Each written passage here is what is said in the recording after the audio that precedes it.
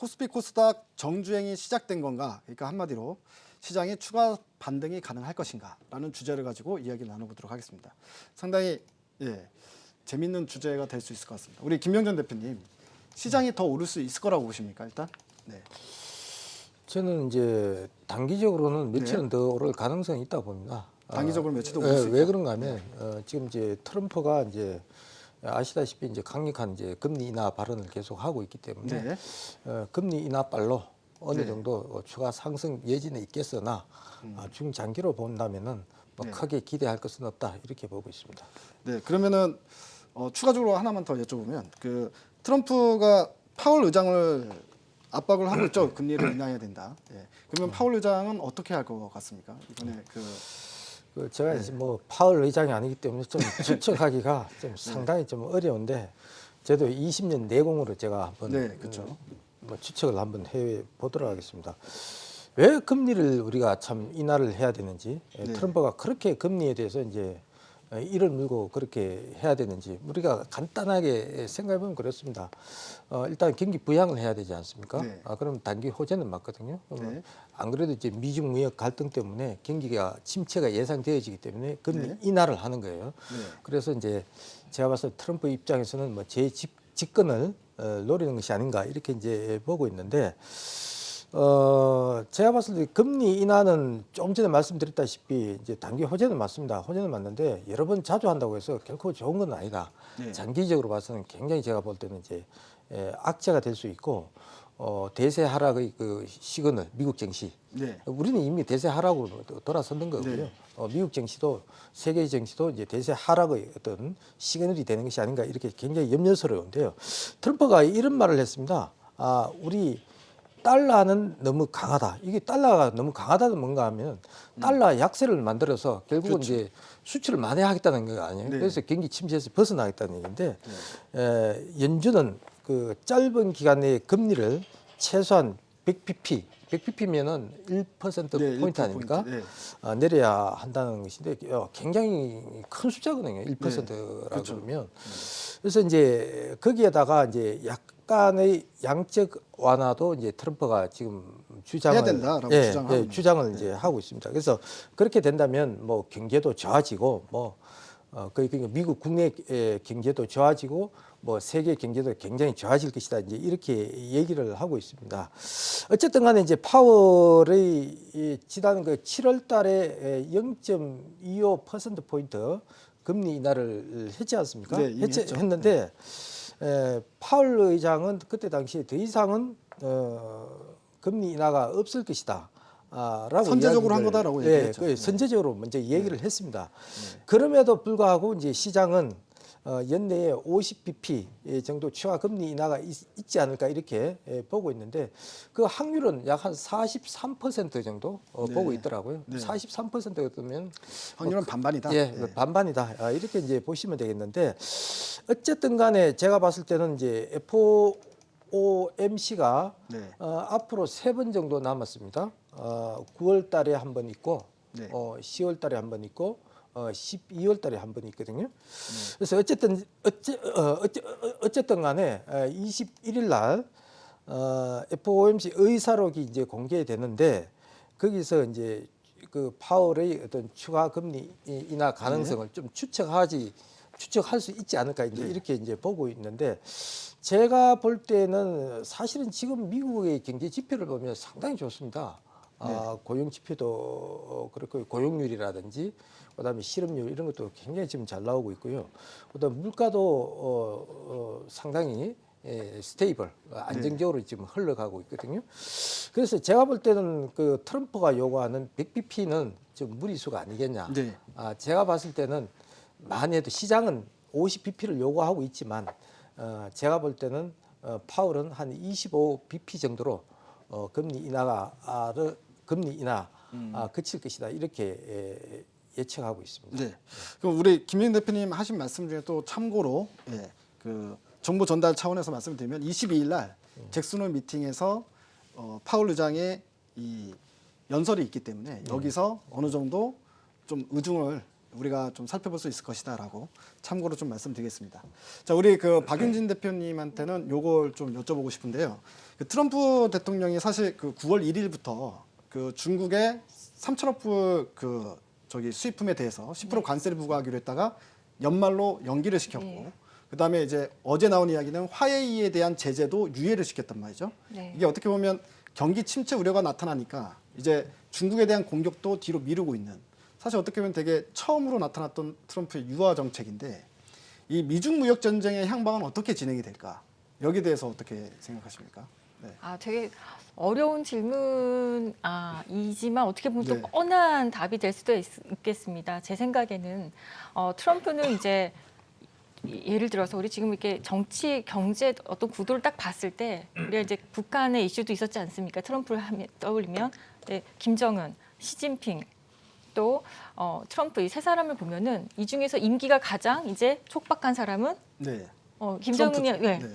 트럼프입니다. 그래서 어떻게 보면은 지금 가장 마음이 급한 사람은 트럼프가 될 수 있다. 그래서 급한 사람이 이제 더 무엇인 것을 더 찾고 움직이게 돼 있는 상황으로 지금 된 것이 아닌가라는 생각을 합니다. 그래서 원래 굉장히 강경책을 썼던 트럼프 입장에서도 이제는 재선을 마무리하기 잘하기 위해서 다시 한번 또 재선을 도전하기 위해서는 지금과 같은 분위기에서는 사실 재선이 그렇게 성공적일 수 있겠다라는 게 이제 보장이 안 되는 상황이지 않습니까? 네. 그런데 이제 그러면 트럼프는 재선을 향해서 가는 것이고 네. 그러면 중국의 입장은 어떨 것인가? 과연 트럼프가 되는 걸 원할까? 아니면 트럼프가 안 되는 걸 원할까라고 생각한다면 트럼프가 안 되는 쪽으로 원하는 것이 아닐까라는 생각입니다. 그러면 네. 지금부터 해서 아직은 임기가 남아있기 때문에 트럼프가 워낙에 강하게 이 지락펴락을 했기 때문에 어느 정도 트럼프의 어떤 의중을 조금 따라주는 제스처는 나오겠지만 네. 결과적으로는 트럼프에게 유리하게는 도와주진 않을 것 같다는 그러니까 거의 네. 동상이몽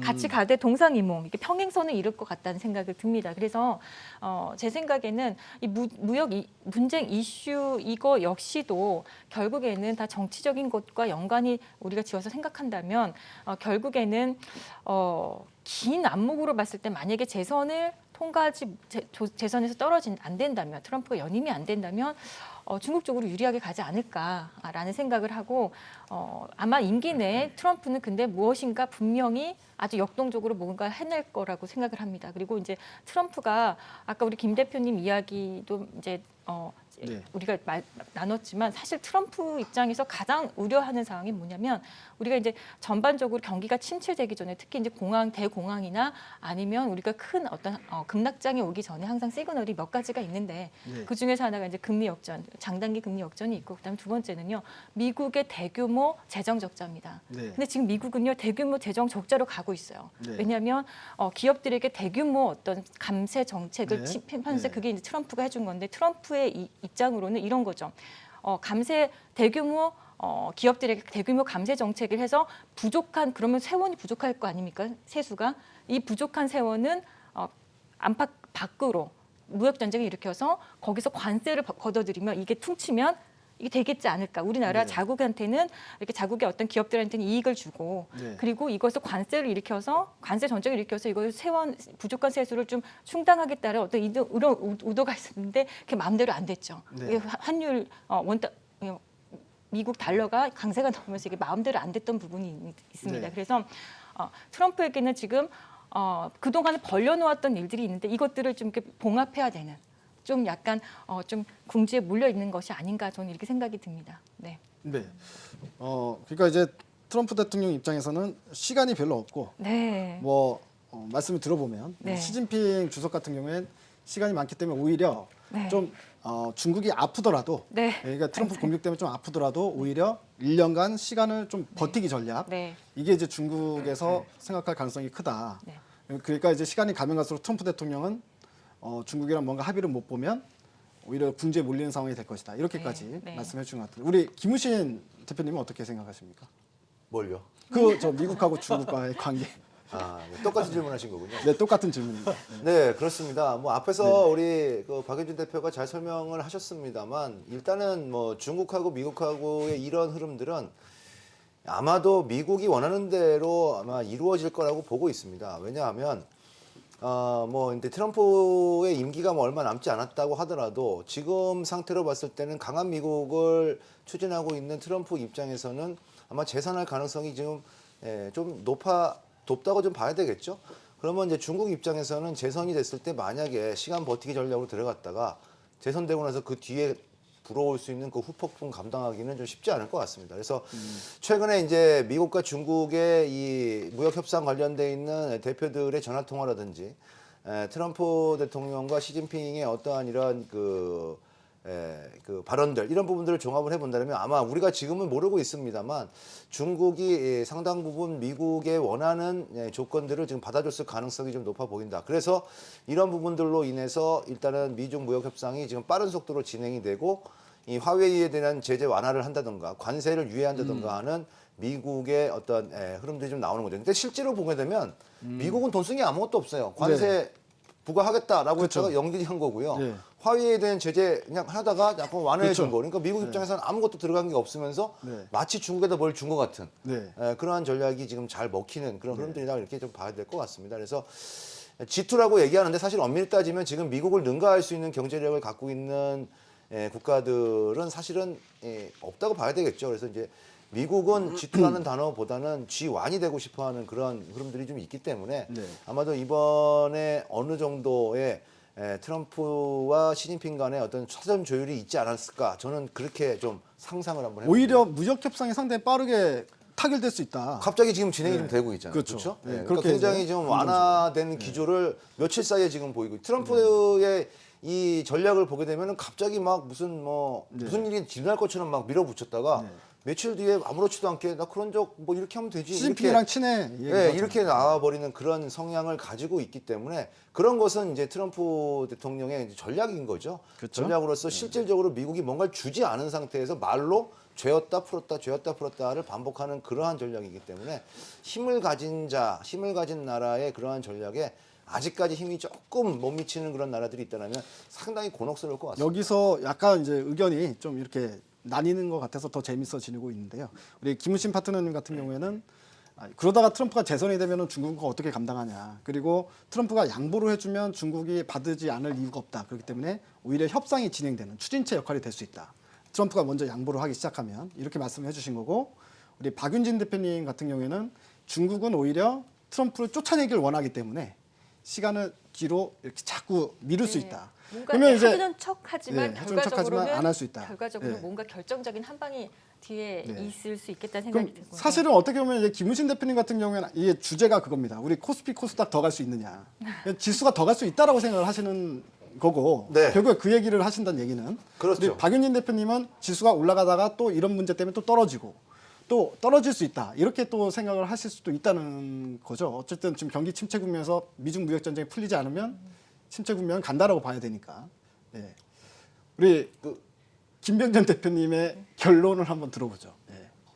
미중 무역 전쟁이 어떻게 될 것 같으냐. 그러니까 김우신 대표님 입장과 박윤진 대표님 입장 중에 그 김병전 대표님의 생각은 어느 쪽에 더 가까운가? 이게 이제 사실 이제 미중 무역 분쟁이 참 간단한 문제는 아닙니다. 네. 지금 이제 시진핑하고 트럼프하고 그 장기간 기싸움이 벌써 1년이 넘었지 않습니까? 네. 그런데도 이제 해결이 잘 안 되는 거 봐서는 상당히 이제 복잡 미묘한 네. 문제다 이렇게 이제 볼 수가 있는데 어쨌든 간에 이번에 미중 무역 분쟁이 조금 완화된 건 사실이에요. 이제 화웨이 문제도 이제 어느 정도 풀렸지 않습니까? 네. 특히 이제 화웨이 통신 장비를 쓰는 그 미국 내 기업과 소비자 이제 피해를 이제 줄이기 위해서 일부 품목에 대해서 이제 한 12월 한 15일까지 유예를 한다. 그런 얘기가 있었습니다. 그래서 이제 중국과의 그 무역 협상의 여지를 트럼프가 이제 어느 정도 남겨뒀다 이렇게 이제 볼 수가 있는데 이것은 이제 완전히 끝난 것은 아니라고 저도 보고 있어요. 사실은 완전히 끝난 것이 아니고 여전히 다시 이제 이슈로 부각되면서 주가가 등락을 거듭하지 않을까 이렇게 보고 있고 추세적인 상승은 아니다. 저는 그렇게 보고 있습니다.